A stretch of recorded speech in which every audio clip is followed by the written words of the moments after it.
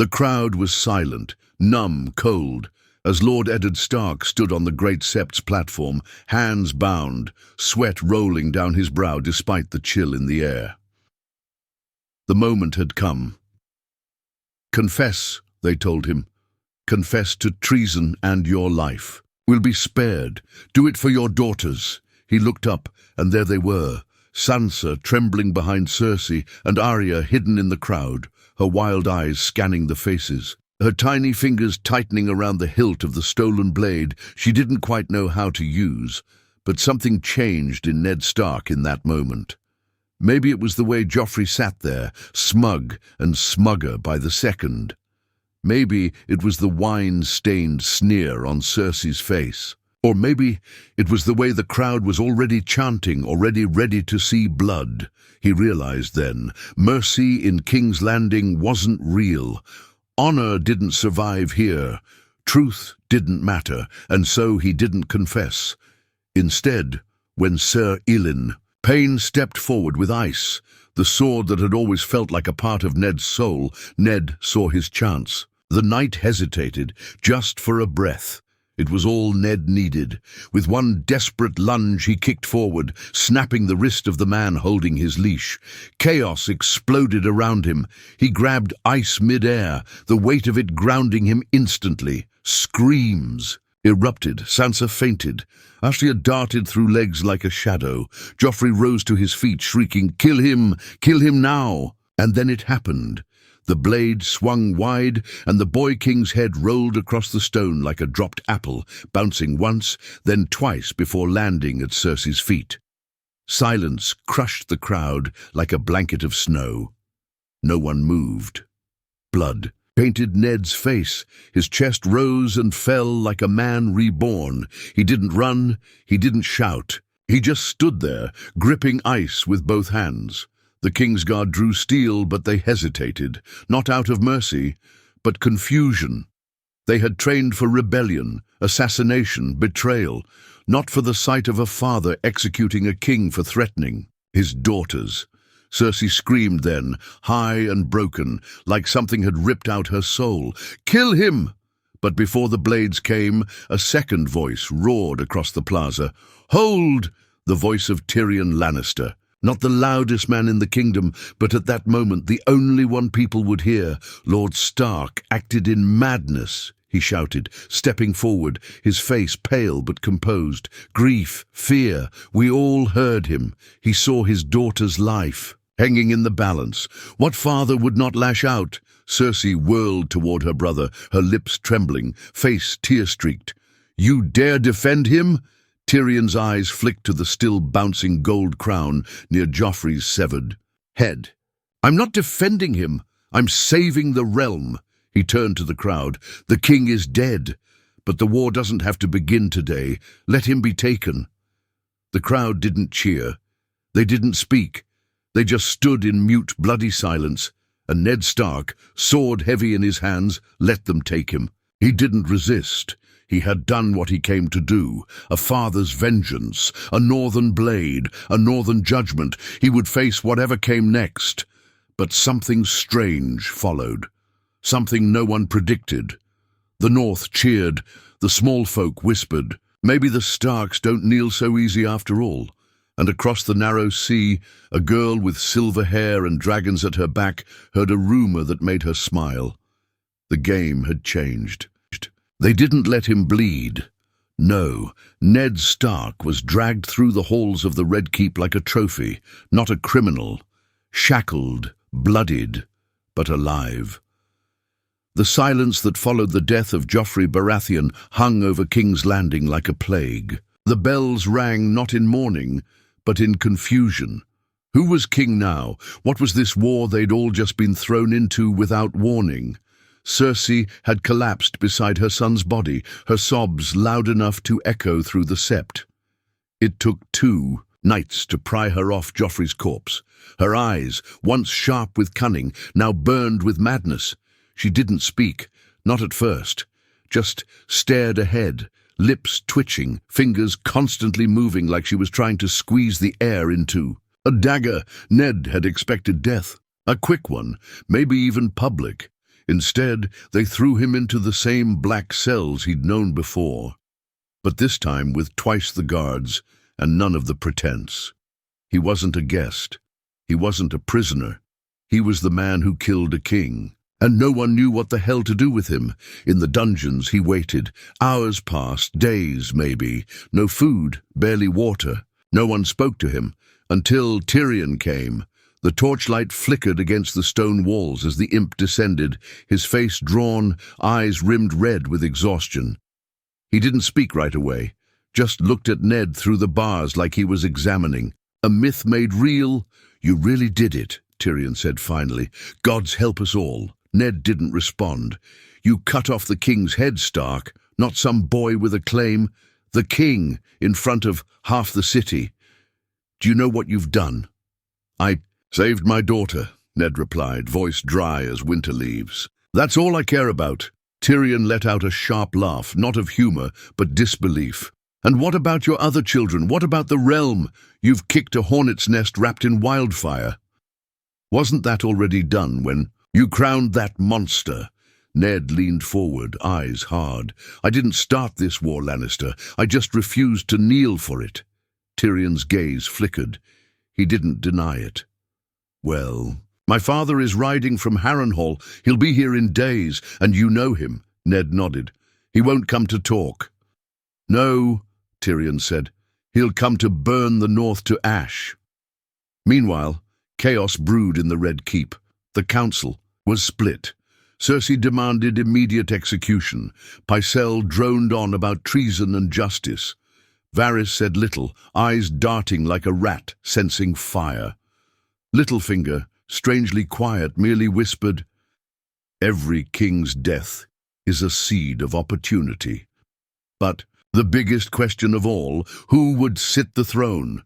Tommen was too young, Myrcella too distant. The Lannister claim was suddenly less solid without the Golden Boy to sit atop it.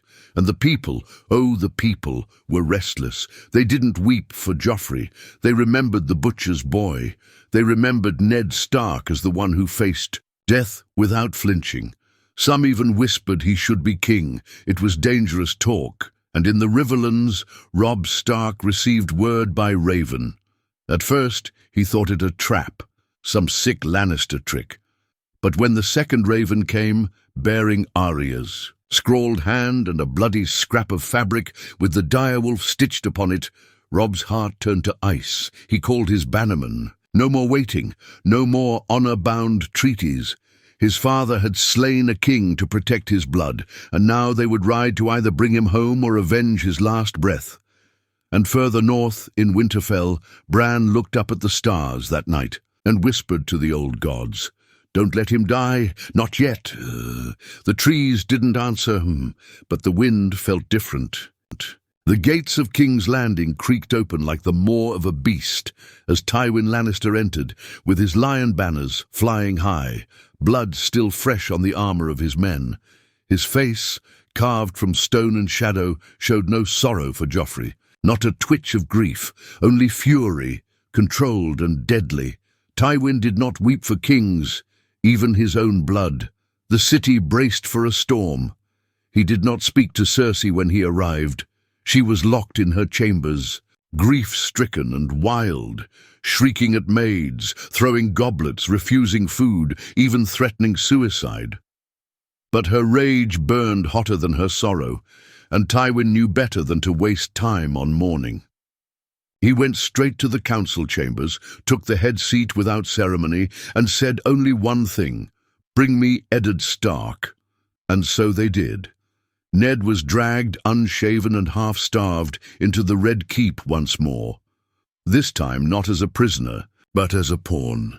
His knees didn't buckle, his back didn't bend. He stood tall even when Tywin's cold stare threatened to bore through his soul. "You've set fire to a powder keg," Tywin said, voice quiet but sharp. "A Stark who murders a king is a symbol, one that cannot be tolerated. You know this." "I also know what kind of king Joffrey was," Ned said, eyes locked with the lion. "You let a child rule like a madman and expect us to kneel. He threatened my daughter in front of the gods." Tywin's fingers twitched on the arm of his chair. "He was king." He was a boy with a crown. That line lingered. Even some of the guards shifted uncomfortably. Tywin didn't rise to the debate. This city is crumbling. Cersei is unstable. The council is divided. My grandson's body is not even cold, and yet half the nobles are already picking sides. Do you understand what you've done? I spared my daughter, Ned said, and showed the realm that wolves don't cower. You've made yourself a martyr, Tywin muttered, and martyrs are far more dangerous than traitors. He stood then, looming over Ned. I could have your head on a spike by sundown. It would settle things for a moment. But blood would follow. The North will rise. Your boy calls himself King in the North now. Ned's eyebrows twitched. Robb? Yes. He marches as we speak. So, Eddard Stark, I offer you something rare, a choice. You bend the knee, publicly, and denounce your son's rebellion. I'll spare you. I'll send you to the wall, let you live out your days among thieves and bastards. And if I refuse, Tywin's voice dropped to a whisper, then your daughters will die screaming, and the North will burn. Ned didn't flinch. He'd faced death many times now, on fields, in dungeons, in silence. But the thought of his daughters, give me Arya and Sansa, he said. Both of them. Safe passage to Winterfell. Only then will I kneel. Tywin gave a slow nod, calculating. Agreed. But understand me, Stark. If I see one banner of rebellion rise from the north after this, I will salt your homeland until not even. Crows remain. But Cersei would not have it. When she heard the deal, she stormed into the council chamber like a woman possessed, hair wild, eyes blazing. You dare let him live? She screamed. He murdered my son. Tywin didn't even blink. He ended a problem you created. She struck him. It echoed like thunder, and then there was silence, heavy, choking. Tywin turned his cheek slowly back to her. No rage, just cold. Get out. Cersei was breathing hard, chest heaving, but she backed away. The room could barely look her in the eye, not out of shame, but fear. She was no longer Queen Regent. She was a lioness who'd bitten her own cub, and she would not forget. Or forgive. Elsewhere in the city, chaos brewed. The gold cloaks were divided. Some whispered that Ned should be freed and crowned. Others called him a traitor. Riots broke out in Flea Bottom. Children threw rocks at Lannister guards. The smell of blood was thick, and in the shadows, Varys whispered to Littlefinger, "Chaos is not a ladder anymore, it's a wildfire." To which Littlefinger smirked, "Good. Let it burn." Night had fallen hard on King's Landing, the kind of night that made the walls seem to breathe and the streets whisper secrets too dangerous for daylight. Arya Stark moved through those streets like smoke. She had changed since the day her father swung ice and ended a king. The little girl with wide eyes was gone. What stood in her place now was someone leaner, quieter, meaner. She had lived in shadows, eaten with rats, slept in cellars and under steps. But through all the dirt and fear, one thing had burned constant in her chest, the need to get to her father. Gendry had helped her get close to the keep, bribed a stable boy, lifted a cloak, whispered a few names. But when it came time to slip past the guards, Arya didn't need anyone. She moved like a shadow, a whisper of wind, and when she found the corridor that led to the cells, her heart nearly gave out. She had pictured this moment so many times. She'd imagined him broken, bleeding, crying even. But when she saw him through, the bars slumped but breathing, his eyes closed but not lifeless, she almost forgot how to breathe. "Father," she whispered. Ned's head lifted slowly. For a moment he just stared, unsure if it was real. "Arya?" His voice cracked. She moved forward, gripping the bars. "I found you. I'm here. We need to leave. Now." "No," he said too quickly. "You shouldn't be here. You need to get out of the city. Not without you." His eyes, hollow with days of hunger and regret, stared deep into hers. "I made a deal, Arya. I bend the knee and they spare you and Sansa. But if you run with me, if they find us, they'll..." Kill us anyway, she said, fiercer than he expected. Tywin doesn't care about promises. Cersei sure as hell doesn't. They'll find a reason. He knew she was right. Footsteps echoed down the hall. Arya slipped back into the shadows. Just as two guards rounded the corner, she vanished like a whisper, her presence gone in a blink, but her words lingered. They'll kill us anyway. Back in the north, Robb Stark stood in a dark tent, lit only by firelight. The news of the deal offered to his father had reached him through ravens, followed by another note that chilled him. A girl was seen near the dungeons. Dark hair, slim, fast, Arya. Robb knew what that meant. She was trying something reckless, which meant the Lannisters were probably already preparing a trap. But what he didn't expect came next, a delegation from House Bolton. Roose Bolton himself rode into camp with a calm face and cold eyes. His words were deliberate. "My lord," Roose said, bowing slightly, "I bring you a proposition." Robb narrowed his gaze. "Let's hear it." "The Lannisters will never let your father live. Even if he kneels, even if he begs, they'll find a reason to cut his head off and blame it on someone else." Robb didn't interrupt. He was already thinking the same thing. "But," Roose continued, "there are ways to get him out, quiet ways, bloody ways. And in return, Winterfell backs the Boltons," Roose said simply. "When the dust settles and the North rebuilds, you make sure our name isn't forgotten." Robb hated everything about the man, but he hated the idea of losing his father more. He nodded once. "Then let's draw some blood." Back in King's Landing, Cersei stood in front of her mirror, whispering to herself, "They think I'm weak. They think I'll crumble." Her hands trembled as she gripped a dagger wrapped in velvet. Not for Ned, not yet. This blade had a different purpose. She turned to Qyburn, her new pet, her quiet monster. "Begin," she said. Qyburn grinned. In the bowels of the Red Keep, a new experiment was about to begin, one that involved poisons, silence, and a very special girl who had seen too much, a girl they called Arya Stark. But Arya was no longer just a girl, and before the night ended, the walls of the keep would echo with the scream of the first man she ever killed. The torches in the dungeons hissed and flickered, casting shaky shadows on the damp walls. Arya crouched in the corner of the hallway, knife in hand, breath held tight in her lungs. She'd taken the blade off a drunk guard who hadn't even noticed her behind him until his throat opened like a torn curtain. She hadn't meant to kill him, not really, but once she felt the warm spray on her face, it was like something inside her clicked. Her first death, not her last. She watched as the two guards posted near her father's cell joked loudly about how they'd be promoted once this northern traitor's head rolls. She didn't blink, didn't flinch. She just counted 1, 2, 3. A rock rolled down the hall behind them. Both men turned. She moved.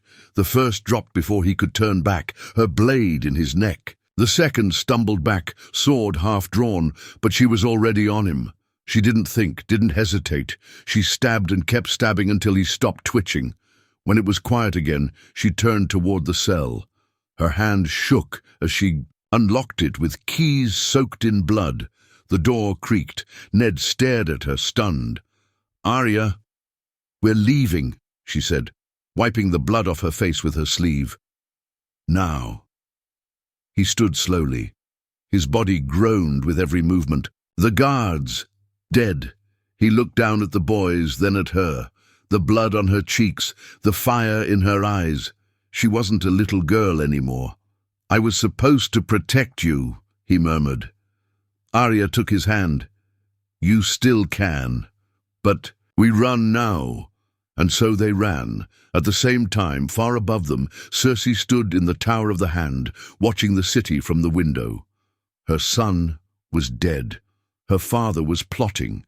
Her people whispered behind her back. And in her arms she held a goblet of wine so tightly her fingers bled. Qyburn stood beside her, murmuring something about a test subject lost and unforeseen variables. "I don't care about variables," she said, her voice low. "I want Ned Stark's head, and I want Arya Stark's heart cut out with her own blade." She turned to him. "Do it. Burn the entire dungeon if you must." Qyburn smiled, but by the time the order reached the guards below, Arya and Ned were already gone. They didn't go through the gates. Arya knew better. They went into the crypts. Beneath the city, dark, stinking, half-flooded tunnels that twisted beneath the streets. Places only rats dared call home. Gendry had marked the route on a stolen map, but the map didn't account for the filth, or the dead things that floated in the water, or the men that lurked in the dark selling corpses for coin. They stumbled, crawled, choked, but they moved forward. For the first time since arriving in King's Landing, Ned Stark wasn't shackled. They emerged in the slums, smelling like the dead, and the first face they saw was Gendry's, eyes wide with disbelief. "You did it," he whispered. "You got him out." Arya nodded, too tired to speak. Her father leaned on her shoulder, barely able to stand. "We have to move now," Gendry said. "Before sunrise. There's a boat waiting. Black sails. Paid double to leave with or without." Then we leave," Arya said. In the Red Keep, dawn rose red. Tywin was roused by his guards, breathless and pale. "He's gone," they said. "Ned Stark is gone, and so is the girl." The teacup in Tywin's hand cracked. "How?" "They say she killed 2 guards with her own hands." Silence. "Then find them," Tywin said, voice icy. "And bring me every head that helped them escape." But it was too late. Ned Stark was on the water, face to the wind, feeling freedom for the first time since Winterfell. He looked at Arya, asleep on the deck beside him, knife still clutched in her fingers. "Thank you," he whispered, voice breaking. "You saved me." But Arya didn't wake. She was already dreaming of wolves and snow and a list that was only just beginning. Back in the north, ravens arrived at Robb Stark's camp. One read, "The wolf lives." Another, unsigned, read only 2 words, "It's begun." Robb looked to Rose Bolton, who stood in the shadows of the tent with his usual cold stillness. "Time to march?" Robb asked. Bolton smiled without warmth. "Time to teach the lions what fear tastes like." The North marched. Robb Stark rode at the head of his host, grey wind beside him, his father's blade ice reforged across his back. The news of Ned's escape had spread faster than wildfire. To the north, it was a miracle. To the south, a humiliation. Lords rallied to Robb, some out of loyalty, others out of fear of missing history's tide. Rose Bolton, now Robb's advisor, pushed for aggressive strikes. "Every Lannister outpost from here to Harrenhal should burn," he said. "You don't win a war with honor, my king. You win it with terror." Robb hesitated. He could feel his father's ghost frowning behind every decision, but he also knew Ned had killed Joffrey, and the realm would never forget it. Mercy would get them all slaughtered. So, he agreed, the Riverlands became a graveyard of red banners. In King's Landing, Tywin Lannister did what he had never done before. He lost control. Each raven brought worse news. Robb sacking Lannister. Keeps Arya and Ned vanishing into legend. Whispers that the North now claimed independence. Cersei refused to leave her chambers. The people in the streets spit when they saw the lion's crest. And worst of all, the gold cloaks. The city's own guards were splintering. Some called for a new king. Others said the gods had cursed the throne. But Tywin was not a man who begged the gods. He called for wildfire. "Burn Flea Bottom," he ordered. "Flush out every rat that whispers Ned Stark's name. If the people want war, we'll give them fire." The pyres lit up the city for 3 days. Screams choked the alleys, but the resistance didn't die. It multiplied. Varys warned him. Littlefinger smirked, and Cersei, pale and trembling, watched the flames and whispered to no one, "Joffrey's." Still screaming in hell, the Queen was lost, but Tywin wasn't done. He summoned every bannerman, every debt-ridden lord, every whispering ally. And then he wrote a raven to dawn. If the Starks want war, the letter read, let us answer with a weapon they'll never forget. The mountain was unleashed. Gregor Clegane cut a path north so brutal it silenced even Robb's most loyal men. Villages burned, children slaughtered, women left in pieces. The war had become a nightmare, and Bolton loved it. This is how we win, Rose said, calmly sipping wine beside flayed corpses.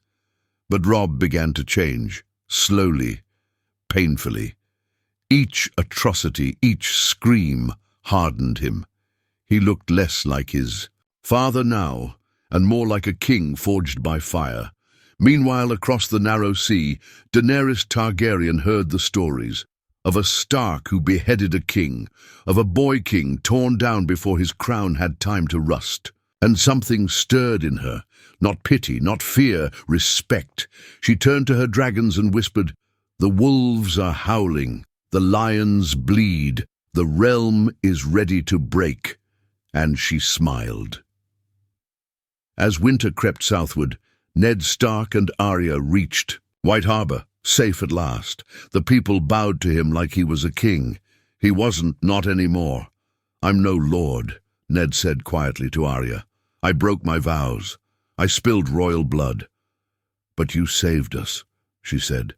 He looked out across the snow and doomed the realm. He didn't smile, not even when Sansa arrived days later, rescued by northern riders sent by Robb. The reunion was tearful, but tight-lipped. They had all changed. War had touched every corner of their hearts. Ned tried to send ravens to stop Robb's campaign. He tried to plead for peace, but Robb didn't answer. It ended at Harrenhal. Tywin Lannister's army met Robb Stark's host in a fog, thick as smoke. The walls of the ruined castle loomed like the bones of a dead god. The battle was madness. Bolton's men striking with no mercy, Lannister soldiers trampling their own to flee Grey Wind's howls. And then it happened. Rose Bolton turned on Robb.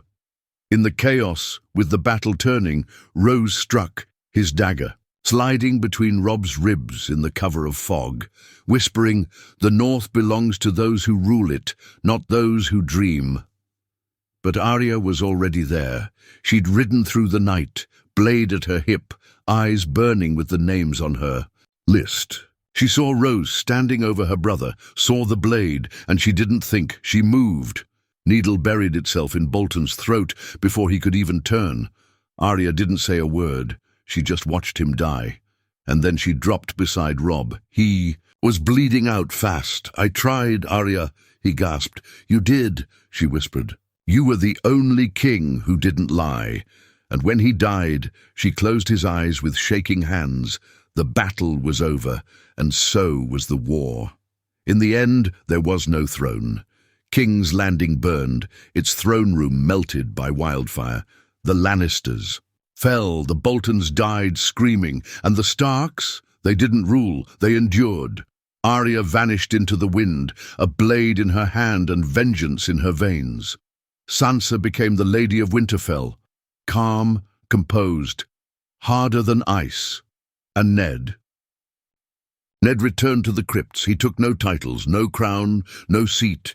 He simply watched the snow fall across the land his family had bled to protect, and whispered to the wind. Winter came. The end.